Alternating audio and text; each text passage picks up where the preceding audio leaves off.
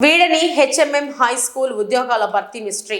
వివరాలను బహిర్గతం చేయని ఉన్నతాధికారులు 40 లక్షలకు చేరిన ఒక్క ఉద్యోగ ధర తగ్గింపుకు ససేమెరా అంటూ చక్రం తిప్పుతున్న విశ్రాంత ఉద్యోగి లోపల బేరాలు కుదుర్చుకొని అంతుపట్టకుండా ఉద్యోగ నియామకాలకు సన్నద్ధమైన సంబంధిత శాఖ ఉన్నతాధికారులంటూ షికార్లు కొడుతున్న పుకార్లు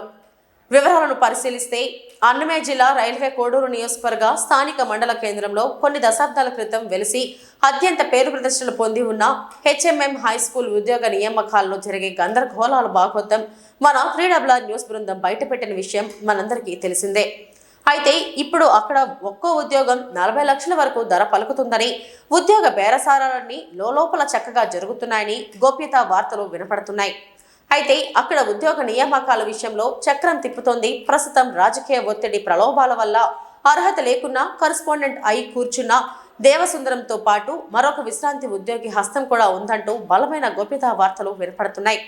ఇంత జరుగుతుంటే జిల్లా స్థాయి రాష్ట్ర స్థాయి అధికారులు నిమ్మకు నీరెత్తినట్లు వ్యవహరించడం పట్ల వీరికి కూడా బలమైన ముడుపులు మూటలు ముట్టాయన్న దానిపై ఎటువంటి సందేహాలు అవసరం లేదని, బలంగా ముడుపులు అందినందుకే వారు పట్టించుకోవడం లేదని వదంతులు కూడా బలంగా వినపడుతున్నాయంటున్నారు కొంతమంది స్థానికులు. స్థానిక డిప్యూటీ డీఈఓ వరలక్ష్మి విచారణ చేపట్టినప్పుడు మన మీడియా బృందానికి ఎటువంటి సమాచారం అందించకపోవడం, రిపోర్టును ఉన్నతాధికారులకు పంపిస్తాం, మేము మీడియాకు ఎందుకు చెప్పాలనడంతో అప్పట్లోనే అనేక అనుమానాలను రేకెత్తించింది. అంతేకాక దానికి సంబంధించిన వివరాలను ఆరా తీయాలనే ఉద్దేశంతో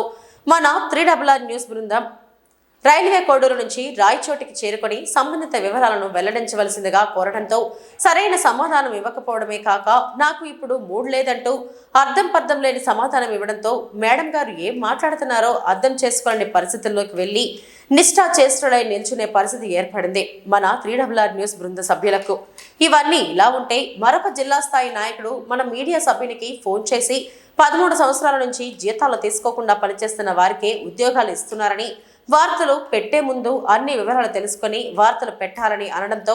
అప్పుడే చేరుకున్న మన మీడియా మిత్రుడు వారితో పాటు జీతభత్యాలు తీసుకోకుండా పనిచేస్తున్న మరో ముగ్గురిని పీకేసి వారికి కావలసిన వారిని నియామకాల లిస్టులో చేర్చడం ఎంతవరకు సమంజసమని అడగడంతో ఎటువంటి సమాధానం రాలేదు అటుపక్క నుంచి. అంటే ఆ ఉద్యోగాలు అమ్ముకున్నట్లేనా అనే సందేహాలు కూడా రావడం జరిగింది మన మీడియా బృందానికి. అయితే ఈసారి అలా కాకుండా అక్కడ ఉద్యోగ నియామకాల్లో జరిగే గందరగోళాలే కాదు, ప్రస్తుతం ఉన్న కరెస్పాండెంట్ కేఎం దేవసుందరాన్ని కాక జాన్ ప్రభాకర్ను హెచ్ఎంఎం హై స్కూల్ కరెస్పాండెంట్గా కొనసాగాలని ఉత్తర్వులను ఇవ్వడం, అది తెలుసుకున్న అప్పటి రూలింగ్ పార్టీకి సంబంధించిన ప్రముఖ నాయకులు కొంతమంది ఉన్నపలంగా అప్పటికప్పుడు కొనసాగుతున్న డిప్యూటీ డీఈఓ రంగారెడ్డిని బదిలీ చేసి వారికి అనుకూలంగా వ్యవహరించేందుకు సిద్ధమై చేతులు కలిపి ప్రస్తుతం డిప్యూటీ డీఈఓగా కొనసాగుతూ హెచ్ఎంఎం హై స్కూల్ ఉద్యోగ నియామకాల్లో జరిగే వివరాలను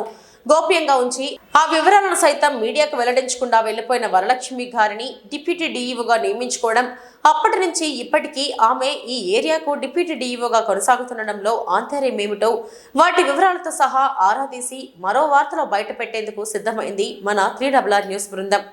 అయితే ఇప్పటికే హెచ్ఎంఎం హై స్కూల్ కరెస్పాండెంట్ నియామకాల్లో సంబంధించి హైకోర్టు మరియు అప్పటి జిల్లా స్థాయి అధికారులతో పాటు ఎడ్యుకేషన్ మినిస్టర్ కూడా కోర్టు ఉత్తర్వుల ప్రకారమే కరెస్పాండెంట్ నియమించాలని ఇచ్చిన ఉత్తర్వులు